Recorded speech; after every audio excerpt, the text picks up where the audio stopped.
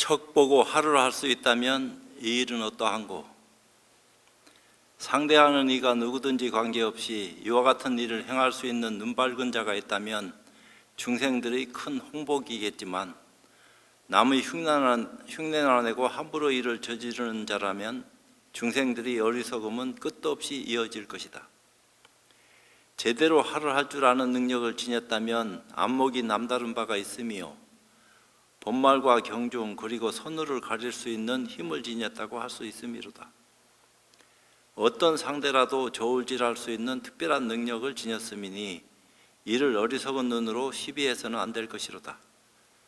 눈 밝은 자가 때를 당해 상대에게 하를 한 것은 뒷사람이 칭찬이나 듣고 비방을 받기 위한 것도 아니요 자기 자신의 안목을 드러내기 위한 한 것도 아님이니 힘 있는 자를 만나 앞뒤를 돌아보지 않고 하를 할 수 있다면 실로 가상하다 아니할 수가 없도다.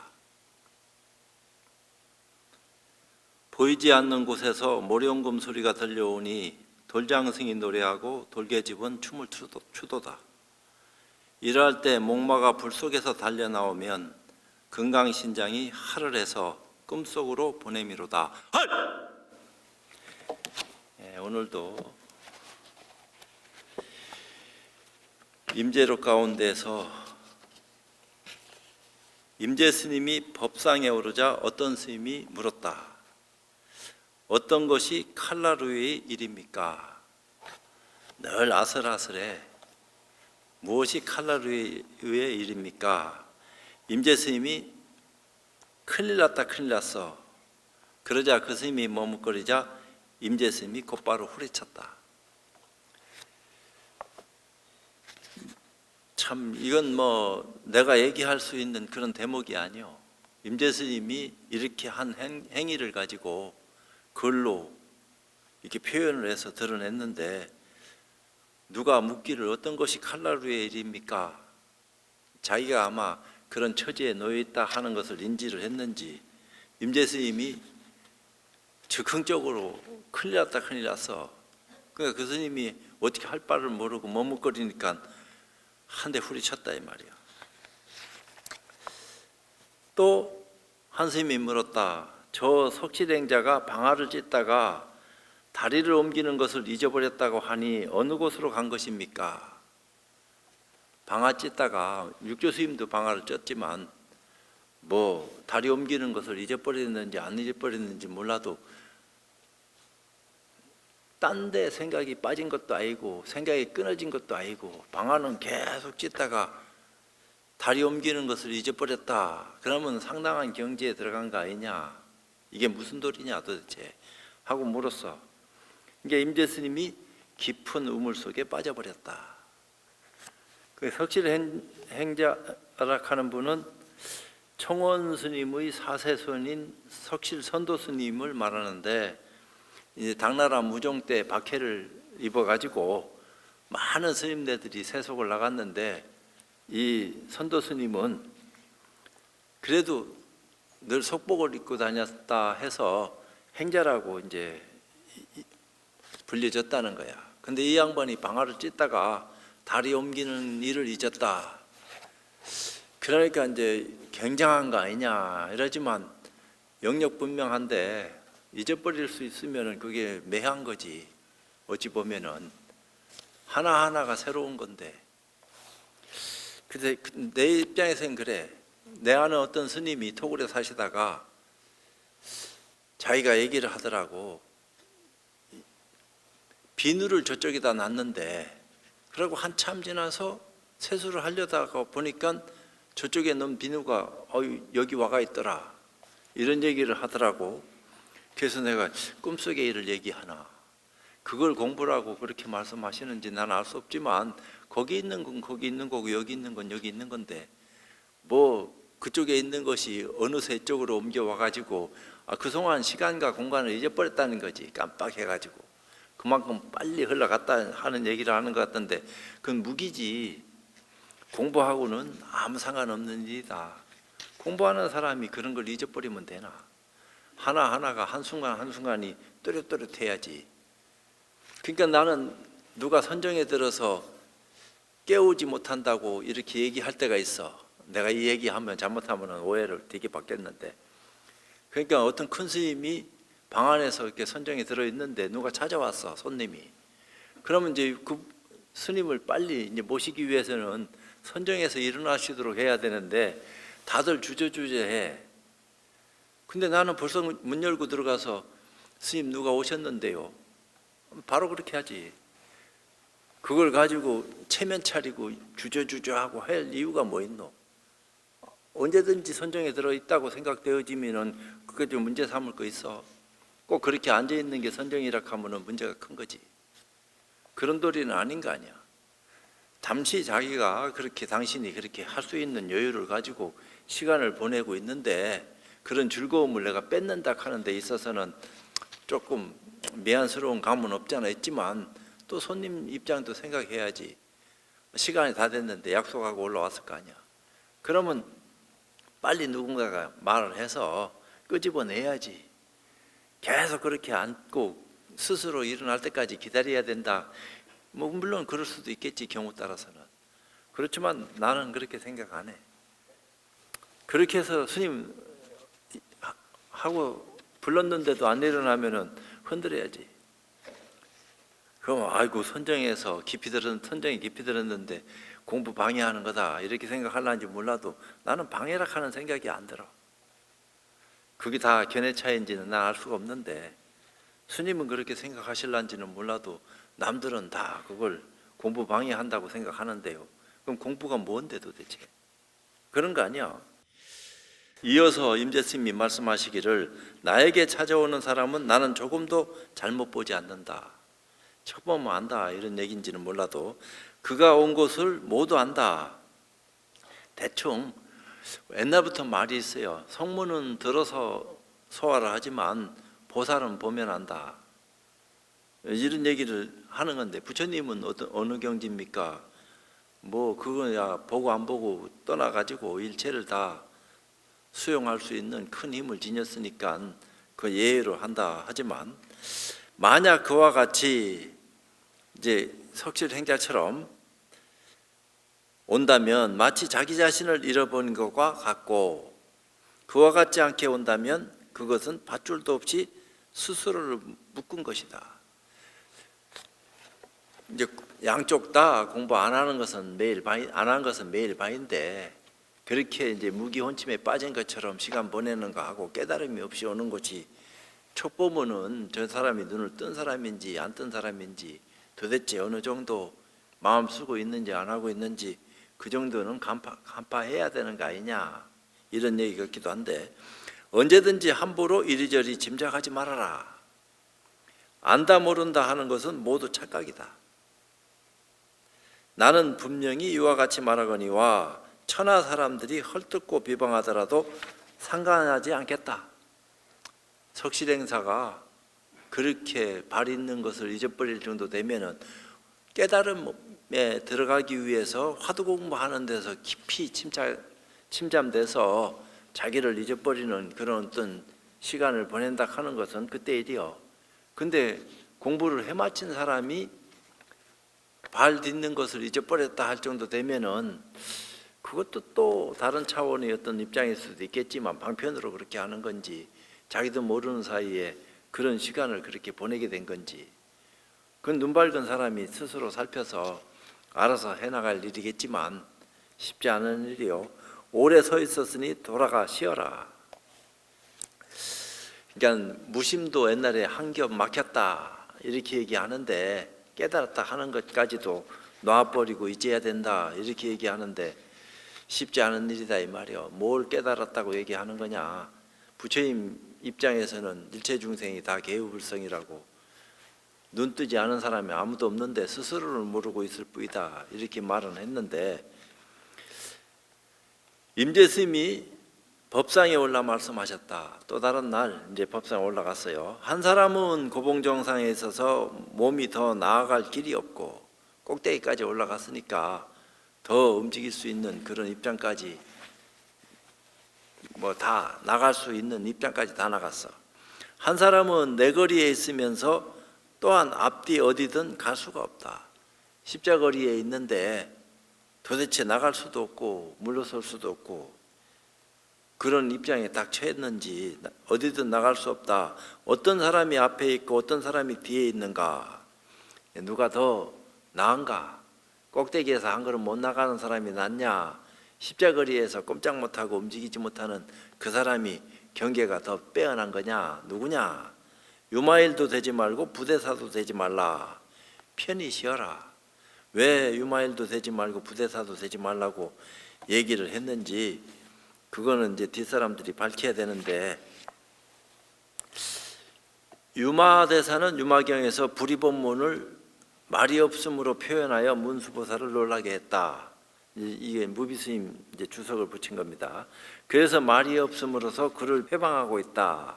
유마거사가 칭병을 하고 그렇게 이제 두루 넣었는데 부처님이 병문안을 보내라 하니까 10대 제자들이 전부 다 옛날에 다 한 대씩 얻어맞은 적이 있는지 아이고 저는 감당할 수 없습니다. 감당할 수 없습니다. 그러니까 문수보살도로 문수가 이제 그걸 감당을 하고 그때 유마가 양고한 그 일을 가지고 서로 이제 주고받았던 그 입장이 있어서 그래요. 그러나 부대사는 그와 반대의 입장이다. 설법을 많이 한 분이다. 유마는 침묵했지만 부대사는 수없는 설법을 한 분이다. 그래서 사방에서 수행자들이 몰려들었다. 왕궁에도 출입하며 법을 설했다. 저서도 있다. 남달리 전법 활동을 많이 하여 다 수용하면서 살았다. 이제 이렇게 이제 얘기되어지는 양쪽의 어떤 입장인데, 안목이 있으면은 알아볼 수 있지만 안목이 없으면은 그게 방편으로 그렇게 하고 있는 것인지 아니면 몰라서 그렇게 인연 따라 마음 쓰고 있는 건지, 그건 누가 스스로 살펴볼 수 있는 인연을 안목을 눈 떴느냐. 임재스님이 법상에 올라 말씀하셨다. 다른 날 또 올라간 거요. 한 사람은 영원히 길에 있으면서도 집을 떠나지 않고, 한 사람은 집을 떠나 있으나 길에도 있지 않다. 어느 쪽이 최상의 공양을 받을 만한가 하시고는 곧바로 법상에서 내려오셨다. 떠보는 소리요. 둘 중에 하나가 옳다고 말하는 거요. 양쪽 다 틀렸다고 말하는 거요. 양쪽이 다 맞다고 얘기하는 거요. 한 사람은 영원히 길에 있으면서도 집을 떠나지 않고 늘 그런 거고, 한 사람은 집을 떠나 있으나 길에도 있지 않다. 집이라 하는 것에 매이면은 한 걸음도 움직이기 힘들어. 도대체 집 아닌 곳이 어디요? 또 어느 것을 집이라고 해야 될까요? 쉽지 않다 이 말이야. 공부하는 사람의 어떤 입장에서 집을 가지고 마음을 가지고 쓰면은 그게 걸리는 기고, 마음이 어딱 하면은 또 촉하는 거니까, 등지는 거니까 촉하고 배하고 한다고 이렇게 얘기했는데 그 양변을 여의고 어떻게 해야지 거기서 벗어날 수 있느냐, 이런 말들을 옛날부터 해온 것은 사실인데, 임재스님이 법상에 오르자 한 스님이 물었다. 어떤 것이 제1구입니까? 임재스님이 말씀하셨다.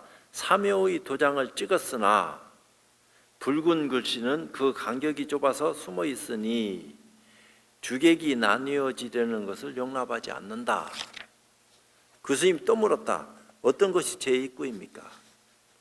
임재스님이 말하기를 묘해가 문수가 어찌 무착선사의 물음을 용납하겠는가마는 방편상 어찌 뛰어난 근기를 저버릴 수 있으랴. 또 그 스님이 물었다. 어떤 것이 제3구입니까? 임재스님이 말씀하셨다. 무대 위에 꼭두각시 조종하는 것을 잘 보아라. 밀었다 당겼다 하는 것이 모두 그 속에 사람이 있어서 하는 것이다. 이것이 조금 가깝게 얘기한 것 같지만 제일 멀은 말이지. 어찌 보면은 꼭두각시 조종하는 그 주인공이 네 눈앞에서 작용하고 있지 않느냐, 이렇게 얘기하는 것을 제3구라고 얘기했으니까 쉽질 않아요. 어떤 것이 제1구냐? 삼효의 도장을 찍었으나 그 삼현 삼효, 하나의 현에 삼효를 갖춰야 된다. 일구에 삼현이 있어야 되고 또 하나의 현에 사묘가 있어야 된다 이런 소리를 해놓으니까 이게 헷갈려. 나도 헷갈리고 딴 사람도 다 헷갈리고 도대체 뭐가 무슨 말인지 사면사묘가 어떤 건지 뭐 현중현, 최중현, 구중현 이것을 사면이라고 했고 또 사묘락하는 것은 상도 소재하고 다 쓸어버리고 또 집착도 파해가지고 그런 것들이 하나도 없이 해야 된다. 그게 하나의 요구. 또 임기응변으로 문자를 희롱하는 어떤 그런 입장까지도 얘기하는 모습이 다 깨닫게 하기 위한 수단이 그런 거지. 또 자신을 돌이켜보고 진여 본성을 깨닫도록 하는데 방편으로 그런 것을 얘기한다고 말을 한다고 하는데 도대체 알 수 없는 일이다 이 말이야. 그거는 선지식의 목이야. 교학하는 사람들이 그걸 파헤쳐 가지고 이리저리 얘기하고 또 선악을 한다고 얘기해서 그것을 전부 다 말을 하면은 갈등만 더하게 되는 거지. 선지식은 사면사묘를 분명히 가려서 스스로 살펴가지고 쓸 수 있는 능력을 지니고 드러낸다 하지만 할 속에도 다 그게 포함됐다는 거야. 간단하게 할 한마디 했는데 거기에 사면사묘가 다 갖춰져 있다 이렇게 얘기하면은 그건 누구 목이요? 각자의 목이 아니다 이 말이요. 눈 뜬 사람이 스스로 살펴가지고 그것을 자기 것으로 소화해가지고 드러내면은 그때 일이 그런 것이지 그 까닭을 물을 필요는 없다 이 말이야. 그렇게 얘기했으니까 그런갑다 이렇게 얘기하고 말 뿐인데 강설로 모비스님이 얘기한 것을 드러내겠습니다. 여기에 사묘라는 도장이 하나 있다. 그 도장을 찍었을 때 아직 찍은 도장이 종이에서 떨어지기 직전이라 붉은 글씨가 나타나지 않았다. 주간에 해당되는 도장과 객관에 해당되는 붉은 글씨가 아직 나누어지기 이전이다. 주객이 나누어지는 것을 용납하지 않는다라는 말이 그 뜻이다. 허공에 도장 찍고 뭐 물에 도장 찍고 진흙에 도장 찍고 하는 것도 있다 하지만 도장을 찍기 전에 이제 인주를 묻혀 가지고 찍는데 인주는 도장에 묻혔어. 종이에 아직까지 찍어지지 않았으니까 글자가 아직 그 붉은 게 드러나지 않았다. 이런 어떤 입장인데 주객이 나누어지려는 것을 용납하지 않는다. 일꾼은 그 나누어지기 이전의 소식이다 이 말이야. 부모 미생전이 본래 면목이 무엇인고 하는 그런 입장에서 제시되는 또 제2구는 무착선사가 오대산 문수보살을 칭견하러 장안에서 오대산까지 일보 일배를 하면서 정성을 다해갔다. 그러니까 장안에서 오대산까지 길이 삼천리 길도 넘을 건데 거기를 한 보마다 한 배를 항하면서 요새도 이제 티벳에서 그렇게 하는 것을 우리는 봤는데 중국에서 최근에 뭐 허운화상이 저 밑에서부터 오대산까지 삼보일배하고 갔다 이렇게 말은 들었는데 오대산 입구에서 한 거지 노인의 모습을 한 문수보살을 만나 대화를 나눈 것이 벽암록 35축에 있다. 이러한 이야기의 사실 여부를 생각할 필요도 없다. 불교에서는 대부분 뜻을 위해서 이야기를 만들어내었다. 이게 무비스님 생각이요. 근본을 드러내기 위해서 이런저런 모습을 만들어서 표현했다. 그러므로 이 이야기가 뜻하는 바를 알면 그뿐이다. 문수가 무차게 물었다. 어디서 오는가? 남방에서 옵니다. 남방의 불교는 어떤가? 말세의 비구들이 계율이나 조금 지키며 삽니다. 대중들은 얼마나 되는가? 혹 300명, 혹 500명씩 모여 삽니다. 이번에는 무차기 문수에게 물었다. 이곳에는 불교가 어떻습니까? 범부와 성인이 함께 살고 용과 뱀이 뒤섞여 있느니라. 대중들은 얼마나 됩니까? 전삼삼, 후삼삼이니라. 문수보살이 무착의 그와 같이 선사답지 못한 질문을 받고 방편으로 일일이 대화를 받아준 것은 무착선사 같은 그 정성스러운 근기를 저버릴 수 없었기 때문이다. 그러니까 꼭딱스럽게 묻는 데 따라서 답을 한다 이 말이야.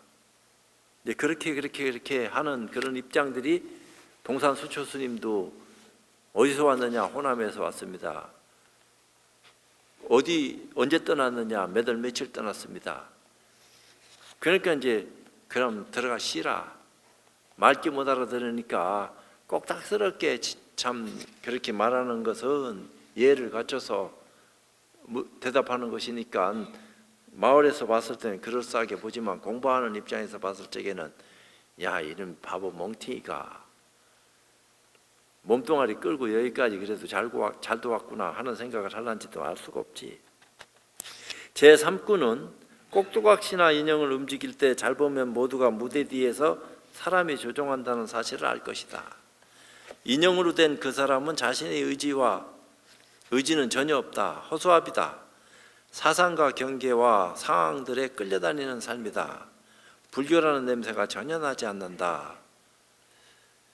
수처작주, 즉 환경이나 대상이나 경계에 끌려다니지 말고 어디에서나 주제자로 있으라는 가르침이 절실히 요구되는 경지이다. 이제 3구를 그런 식으로 이제 표현을 했는데, 요거는 의리선이 경지다. 그러니까 의리선이 남부사선은 선은 선이라고 할지라도 다 그게 꼭지 들떨어진 가르침이기 때문에 그 무시해도 좋다 하는 그런 어떤 입장도 있을 수 있는데, 임재 스님이 또 말씀하셨다. 한 구절에 말이 반드시 삼연문이 갖추어 있고 일연문에 반드시 삼효가 갖추어져 있어서 방편도 있고 작용도 있다. 그대들 모든 사람들은 이것을 어떻게 이해하려는가 하시고는 법상에서 내려오셨다. 삼연이 있고 삼효가 있다. 그러니까 일연 가운데 삼효가 갖추어지는데 도대체 어떤 거냐? 그러니까 말 속에는 뜻을 알고 쓰는 것이 있고 뜻도 모르고 그냥 말하는 경우도 허다히 있고, 근데 뜻을 알아서 상대방으로 하여금 눈뜰 수 있는 가치를 가지고 있는 솜씨 좋은 선지식이 상대방 근기를 딱 가려가지고 한 방에 탁 눈뜰 수 있는 그 기치를 열어줄 수 있는 힘을 가지고 찌르는 거 하고, 전혀 말귀 못 알아들으니까 알아듣도록 이렇게 저렇게 돌려서 말하는 거 하고 이 차별이 있을 수밖에 없는 거죠. 근데 도대체 그런 게 뭐냐? 그거는 선지식목이라 우리가 이러쿵 저러쿵 얘기할 수 있는 그런 어떤 처지는 못 돼. 내가 공부해서 이런 것을 다 내 걸로 그저 받아 먹을 수 있으면은 상대방이 와가지고 눈을 뜨려고 할 적에 눈 뜨게 해줄 수 있는 수단을 가지고서 그 입장을 바로 살펴가지고 한 방에 그냥 탁 걸려들게 하면 좋겠지만, 그 선문에 이런 말이 있어요. 낚시질을 할 적에 제대로 낚을 수 있는 미끼를 딱 걸어가지고 물속 깊숙이 집어넣는 경우도 있고, 물 위에 한자를 띄워가지고 뛰어 올라가지고 먹는 놈만 딱 잡아내는 그런 수단이 있다는 거야. 그러니까 어떤 수단을 가져서 상대방을 눈뜨게 해줄 수 있는지 하는 것은 선지식의 입장이지 우리의 목이 아니야. 우리는 눈뜬 선지식을 만나서 그분이 활용 잘하는 어떤 수단에 힘입어 가지고 깨달음을 구할 수만 있으면은 얼마나 좋겠어. 깨닫고 난 뒤에 어떤 일까지 내가 알 거 뭐 있나. 그렇지만 임재 스님은 깨닫고 난 뒤의 어떤 입장에서 종사의 안목으로 깨달음이 이런 것이다 하고 뜻을 드러내고 있으니까 쉽지 않은 것이지만 그런 거야. 아이고, 그것까지 하고 시중하겠습니다. 임재 스님이 저녁 법문에서 대중들에게 말씀하셨다. 옛날에는 아마 수시로 법문을 많이 하셨던 것 같아. 어떤 때는 사람을 빼앗고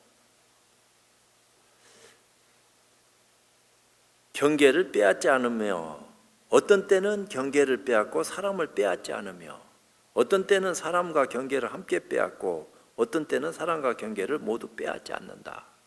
도대체 어떤 경우냐? 어떤 경우를 그렇게 얘기하는 거냐? 주관과 객관을 이렇게 얘기하는데, 경우 따라서는 주관은 뺏고 객관은 내버려 두고, 또 주관과 객관을 다 뺏어버리는 경우도 있고 다 내버려 두는 경우도 있고, 이제 그렇다 하는데, 솜씨 좋은 선지식이 믿어 들어온 학인으로 하여금 공부할 수 있는 수단을 제시해 가지고 깨달음으로 이끌어낼 수 있는 솜씨가 있다 하면은 이런 말들이 쉽게 소화가 돼서 눈이 떠진다 하면은 아이쿠 어디에 걸려도 옷깃에 걸려도 인연이라고 한 방에 그저 언어에 대우하면 최고로 좋겠지만 그렇지 않으면 딱 걸려들어서 화두의심을 해서 그 의심을 통해서 깨달을 수 있는 어떤 입장도 되는 거죠. 어찌 보면 화두의심에서 깨닫는 것은 중근기가 해야 될 목이야. 상근기는 화두의심도 안 해. 아주 상상기는 화두가 무슨 소용이 있나 말이야. 눈을 떴는데 화두 없이도 눈 뜰 수 있는 그런 참 숙세연골이 세상에 태어나서 한 방에 그냥 탁 터져버리면 그거 이상 좋은 게 어디 있어. 안 걸리니까 화두를 거는 거 아니야. 억지로라도 걸어가지고 공부 안 하면 안 되게끔.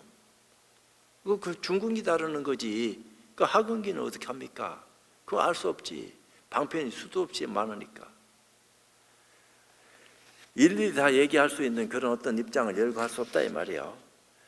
그때 어떤 한 스님이 물었다.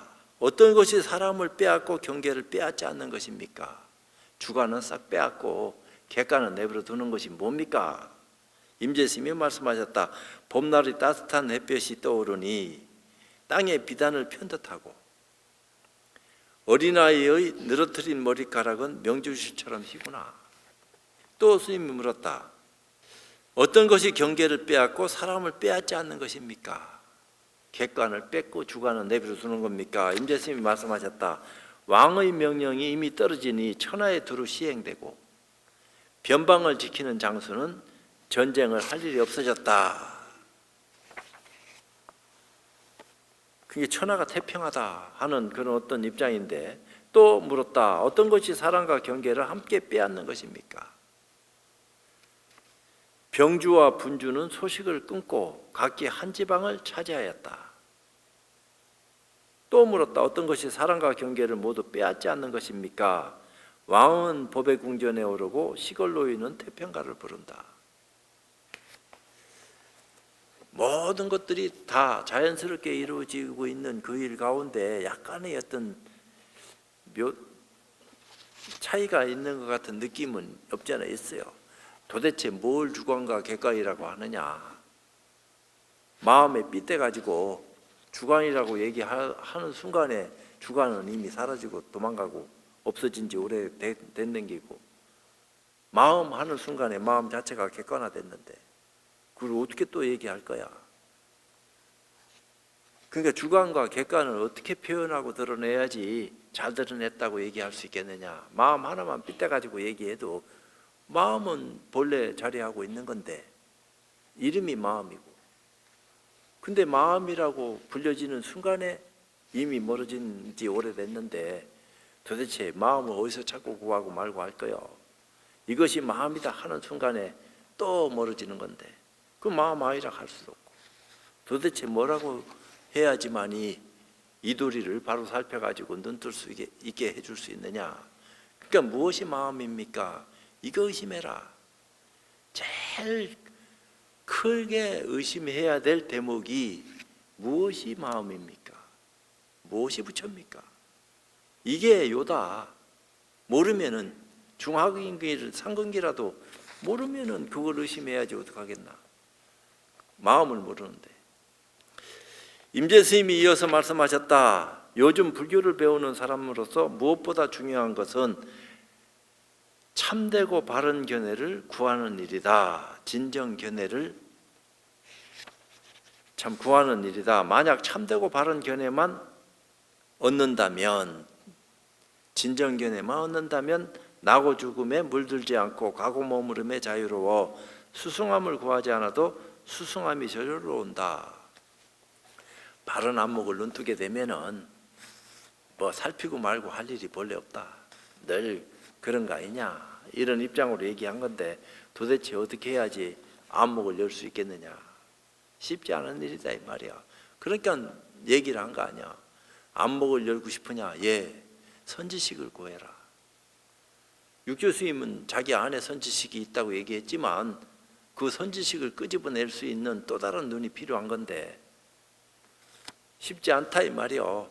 안에 선지식이 다 함께하고 있다 하는 것은 배워서 이해해서 알고 있는데 그거 모르는 사람 어디 있나. 그 선지식이 도대체 어떤 것인지 그건 뭔지 근본을 몰라서 지금 괴로운 거지. 그러니까 그 길을 안내해 줄 수 있는 길 안내자, 나를 눈뜨게 해줄 수 있는 인연 있는 자를 만나지 않으면 안 된다. 그러고 난 뒤에, 눈을 뜨고 난 뒤에도 시간이 도대체 얼마나 걸릴는지 알 수 없는 일인데 시간 낭비할 수 있나? 게으름 필 수 없다 이 말이에요. 어떻게 됐든지 찾고 구해서 이 일을 해결해야지. 도를 배우는 벗들이요, 옛부터 선지식들은 모두가 그들만의 특별한 교화의 방법이 있었다. 다 활로를 열어놓고 나름대로 살길 찾아갈 수 있도록 수단을 베풀었다. 예컨대 산승이 사람들에게 지시하고 가르치는 것은 다만 그대들이 다른 사람의 미혹을 받지 않는 것이다. 작용하게 되면 곧 작용할 뿐이다. 더 이상 머뭇거리거나 의심하지 말라. 바로 이 도리다. 이 도리를 알면 그런 것이다 하는 어떤 의미의 얘기를 임재 스님은 대중들한테 하고 있는데, 대중들은 그냥 입만 뻥긋뻥긋 대는 붕어처럼 그냥 그렇게 시간 보낼 뿐이다 이 말이야. 그러다가 어쩌다가 미끼가 입에 싹 들어오면은 끝까지 물어가지고 그걸 자기 것으로 따먹어야지, 뭐가 되든지 말든지 하는지 살짝 걸쳐가지고서는 일이 고약하다 이 말이야. 완전히 그것을 꿀떡 삼켜가지고 낚시바늘이 창자에 걸려야지 다시는 빠져나가지 못하는 거지. 그럼 누가 죽든지 말든지 한번 문제 해결할 때까지는 입장 정리해야 될 거 아니야. 낚시질을 하는 선지식의 수단이 아주 유연할 수도 있고 날카로울 수도 있고 그거는 알 수 없다 이 말이야. 우리 눈으로 엿볼 수 있는 그런 것은 아니야. 인연이 닿으면은 솜씨 좋은 스님의 그 선지식의 어떤 힘에 이끌려 가지고 안목을 열기고, 그렇지 않을 것 같으면 아무리 열고 싶어도 열 수 있나? 용을 써도 안 된다 이 말이야. 10년 20년 용 썼는데도 안 되니까 어떻게 되겠어? 화를 내는 거지. 이래도 안 되고 저래도 안 되고 기가 막힌 꼴을 당했으니까. 그러니까 옛날에는 한 선지식 밑에만 있는 게 아니고 제 방을 두루 쫓아다니기도 하고, 아이고 마르고 닳도록 여기서 끝내자 하는 경우도 있고, 그런 입장일 수도 있는 건데, 요즘 공부하는 사람들이 그렇게 되지 못하는 것은 그 병이 어디에 있는가? 작용하면 곧 작용할 뿐이다. 더 이상 머뭇거리나 의심하지 말아라. 바로 이 도리를 얘기하는 건데, 그런 것을 바로 살피지 못하는 것은 병이 어디 있느냐? 병은 스스로를 믿지 않는 데 있다. 그대들이요 만약 스스로를 믿지 못하면 곧 바쁘게 돌아다니면서 일체 경계에 끌려다닌다. 수만 가지 경계에 자신을 빼앗겨 자유롭지 못할 것이다. 이거다 하면은 바로 그냥 딱 눈 뜨면 될 건데, 이거다 하는 것을 누가 몰라. 이게 마음이고 일체유심조인데, 마음이다 하는 것이 가장 고약한 말이다. 사람을 병들게 하는 말이고, 마음도 아이락했는데 거기 걸려가지고 헐떡거리고 있으니까 일체유심조라 하는 말 자체가 자비스러운 소리 같지만 그게 오히려 사람을 좀쓸게 하고 병들게 하는 고약한 말인 줄 알아야 된다. 이건 마음도 아니고 물건도 아니고 부처도 아니고 도대체 뭐라고 이름 붙일 수 없는 것을 마음이라고 이름했는데 도대체 이게 뭐냐? 스스로 밝히게 하기 위해서 근본 의심을 딱 갈고리 걸어가지고 꼼짝 못하도록 율곡봉 금강권을 걸었다 이 말이야.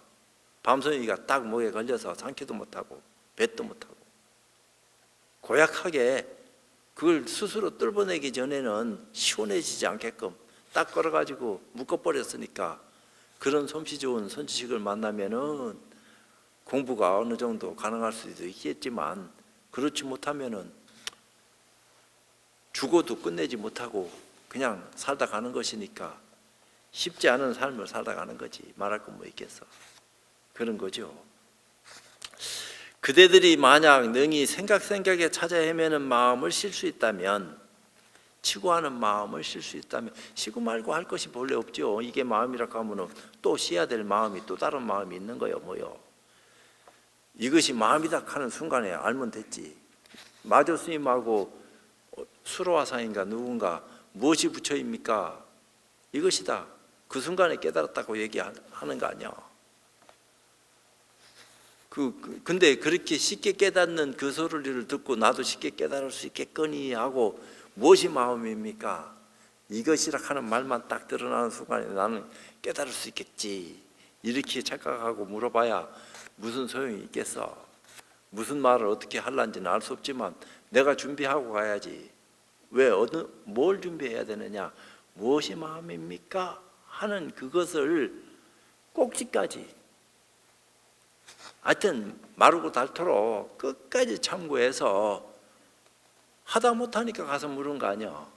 다 해마치고 가서 물을 수도 있겠지만, 그러니까 이제 그런 어떤 입장에 끝까지 가서 뭔가 꼭지가 뚝 떨어질 적에 얘기가 달라지는 거지.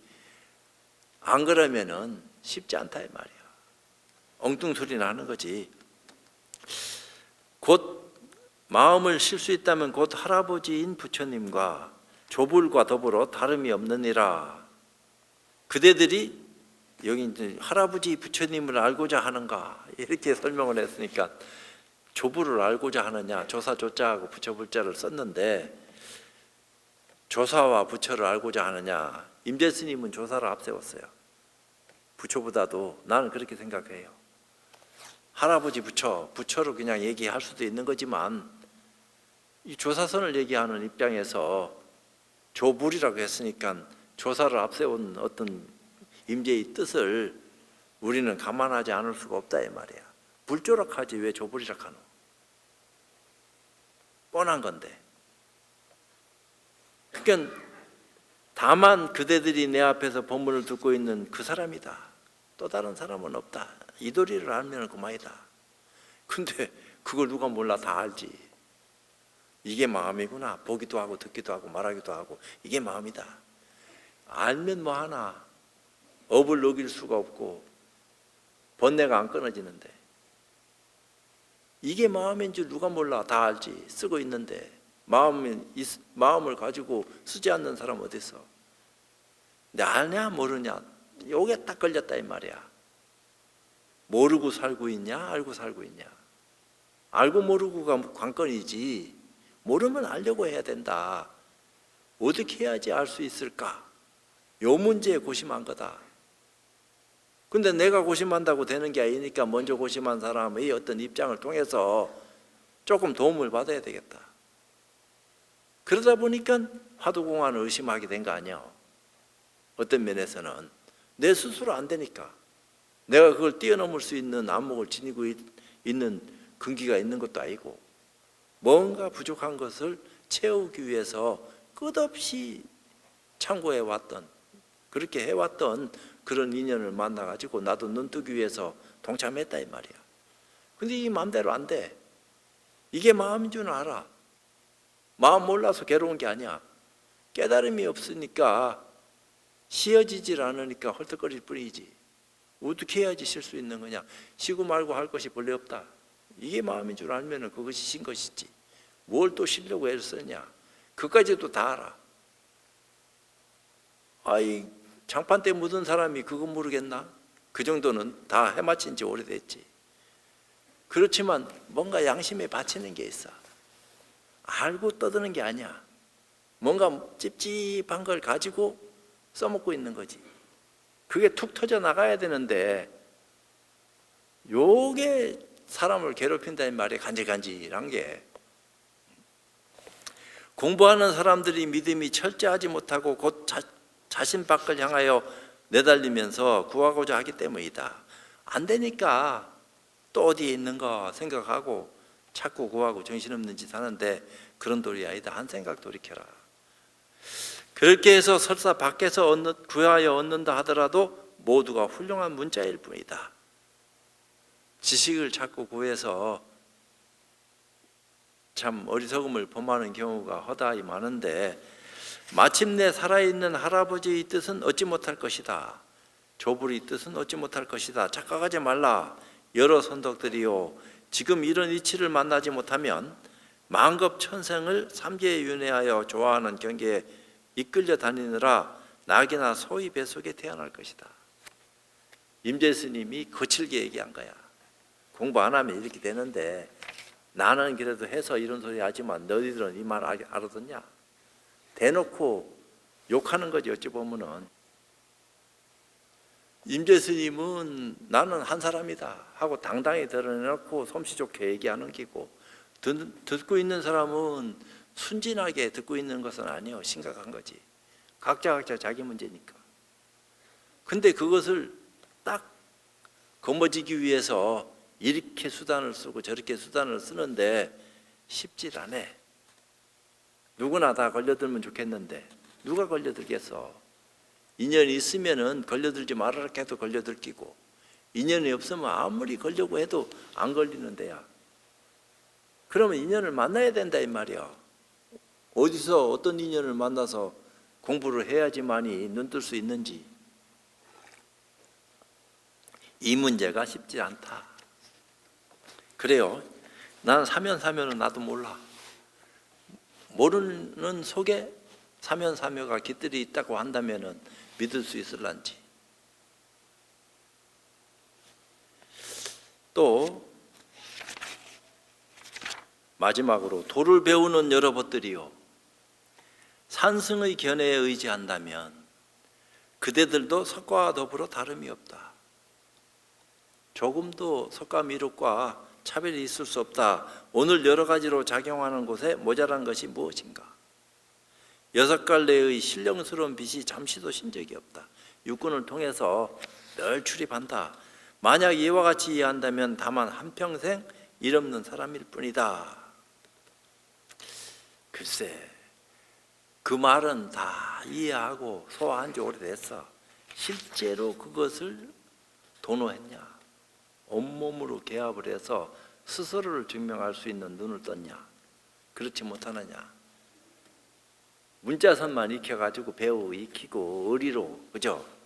소화했느냐?